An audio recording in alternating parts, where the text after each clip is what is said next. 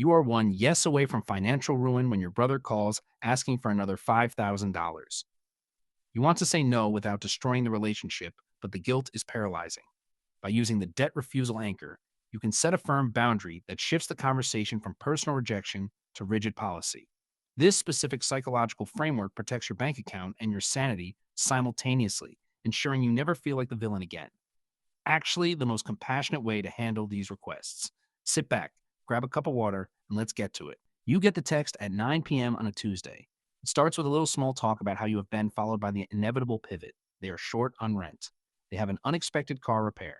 Their cat needs surgery. You feel your chest tighten because you know the history.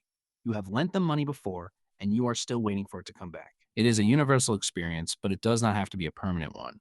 We need to start with the easy win. This is the policy of neutrality. Most people try to judge the validity of the request. You start thinking, well, is the rent money really for rent, or is it for something else? That is a trap. The moment you start assessing the quality of their need, you are inviting them to negotiate. You are essentially saying that if the need is good enough, you will provide the cash. Instead, adopt a blanket policy. Tell everyone in your life that you have a personal rule against lending money to friends and family. Make it about your financial system, not about them. A study from the Journal of Consumer Psychology found that people who cite a system or policy rather than personal preference face significantly less social backlash. When you say, I have a rule that I don't lend money to keep my own finances organized, you are not rejecting them. You are following a protocol. It removes the personal insult. It shifts the dynamic from I don't trust you to I am committed to my budget. You can start this today. If someone asks you for $500 tonight, simply say, I have a strict policy against lending money to friends, and I make it a point to stick to it so I don't ever have to play favorites. It feels blunt, but it is effective because it is absolute. There is no wiggle room for them to argue that their emergency is more important than your policy. You are protecting your peace by being boringly consistent. Now, that works for the casual requests, but what happens when the pressure scales up? What happens when you are dealing with someone who uses guilt or when the relationship is genuinely significant, like a sibling or parent? This brings us to the level up. This is where we move from a flat no to a collaborative redirect. If you are finding this helpful so far, hit subscribe and stay tuned. The last method I'm going to share is the one that permanently changes your relationships for the better. The level up approach is about offering support without offering liquidity. Many people reach out because they feel overwhelmed and think money is the only lever that can move their situation. In reality, they're usually drowning in logistical chaos. I remember a friend who came to me years ago. Let's call him Mark, asking for $2,000 because he had lost his job. Instead of saying no and hanging up, I asked, I can't lend money, but can I spend 4 hours this Saturday helping you fix your resume and scouting new job leads?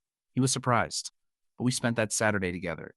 By the following month, he had a new position. He didn't need the loan, and he never asked for money again. Most people don't want your money as much as they want an exit strategy from their stress. When you offer labor, time, or expertise, you filter out the people who are just looking for a handout.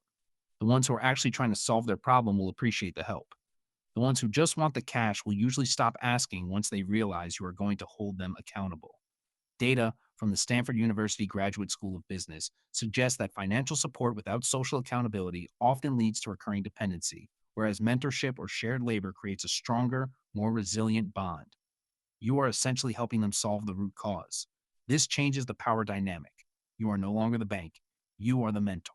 And you will be surprised at how quickly the emergency requests drop off once you become the person who offers help, not capital. All right, you have the policy of neutrality and you have the redirect method. You are already miles ahead of everyone else who is just bleeding money to keep people happy. But wait, there is a third method. This is the one I have been saving. This is the nuclear option for people who just won't stop, or for situations where you feel a deep moral obligation to help, but you know giving cash is a disaster. This is the pay direct method. If someone tells you they need money for a repair, a bill, or an urgent expense, do not ever hand them cash. Instead, tell them you are happy to handle the bill directly. Say, I don't have the cash to lend, but send me the invoice or the account number, and I will pay that bill for you today. This is the litmus test of all litmus tests. If they need the money for a legitimate bill, they will be grateful that the bill is paid. They will send you the information immediately. But here is what usually happens. They will suddenly find a reason why that doesn't work. They will say, oh, actually, I just need the cash and I'll handle it. Or I'd rather you just Venmo me. The second they push back against you paying the bill directly, you have your answer. They weren't using the money for the reason they told you. I know someone who used this with a relative who kept asking for grocery money every month. She stopped sending money and started ordering the groceries herself through a delivery app to the relative's house. Within 2 months, the relative stopped asking for help. The need was never for food. It was for discretionary spending that she wasn't entitled to. That one shift alone could save you more than the first two methods combined. Once you see it this way, you can't unsee it. You are not saying no to them. You are saying yes to the truth.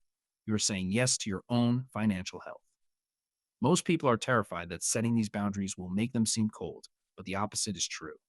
You are actually showing them a higher level of respect. You are treating them as a peer, not as a child who needs a bailout. You are holding the space for them to be an adult. So there you have it. 3 real ways to stop the cycle of borrowing and lending. You have the policy of neutrality to set the stage, the redirect method to offer true support, and the pay direct method to verify the necessity of the request. Each one is more powerful than the last. Start with the policy. If that doesn't work, offer your time. If the urgency is real, pay the bill directly. If you got value from this, share it with someone who needs to hear it and subscribe so you don't miss the next deep dive into mastering your personal boundaries. I've got something even better coming next week on how to navigate the social fallout of setting these boundaries.